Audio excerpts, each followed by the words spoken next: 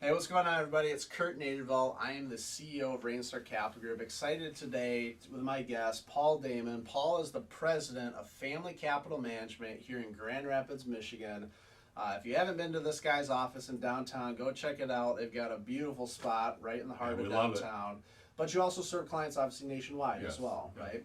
And listen, folks, today we're talking about a really important subject called avoiding taxes when selling your business, right? It's not that we don't want to pay taxes, we do, right? But there's also some very specific strategies that we're going to talk about on this video on how to avoid them and then be able to kind of relocate that capital into things that you want to, be able to give back to. Maybe it's charities or, whatever it might be, right? So a little bit about our firm, Rainstar Capital Group. We are one of the larger national debt advisory firms. We serve clients nationwide, helping them with business, equipment, and commercial real estate financing. A big thing that we care about at Rainstar is helping these companies grow, right?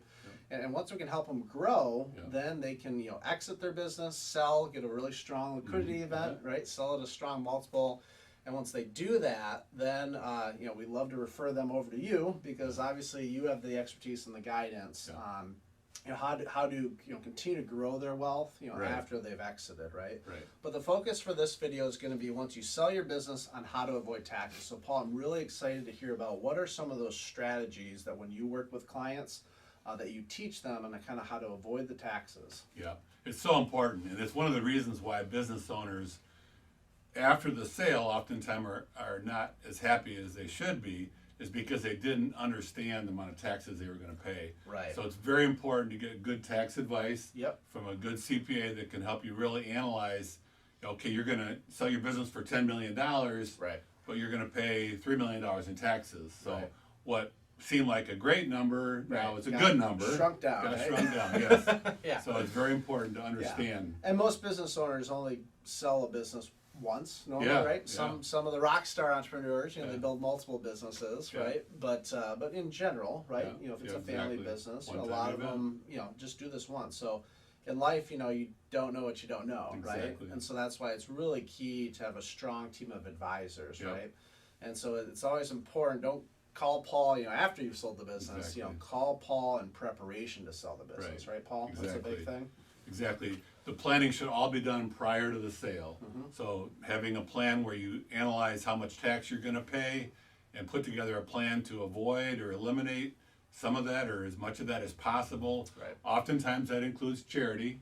So some charitable giving built into that process can be very powerful for tax avoidance. And then there are other strategies. There's strategies where you can shift taxation to a different structure and avoid a lot of taxes.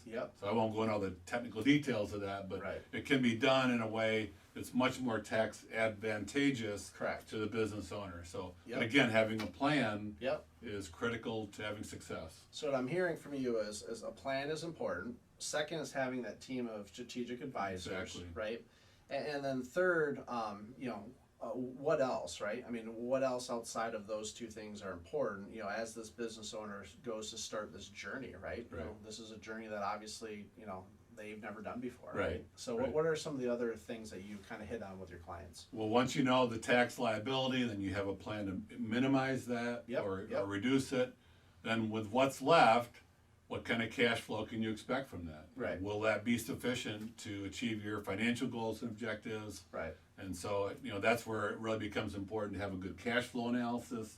So that people know, based on what the net will be, we can or we can't achieve our income goals. And it's either a lump sum, or it's a continuous, income stream. Flow of income. Or once they get the lump sum, they can reinvest it into the different plans and opportunities that you have. Exactly. Awesome. Very good. Well, Paul, thank you so much for your feedback on this. Folks, listen, the more cash that you can keep in your pocket when you go to sell your business is a good thing, right? You control where that goes, right? So if you need help when you go to sell your business and you want to have this plan, there's a really great guy that I know, he's sitting to my left here, that will be able to help you with that. Reach out to him. If you need any sort of financing to grow your business, reach out to us here at Rainstar Capital Group, and you have a wonderful day.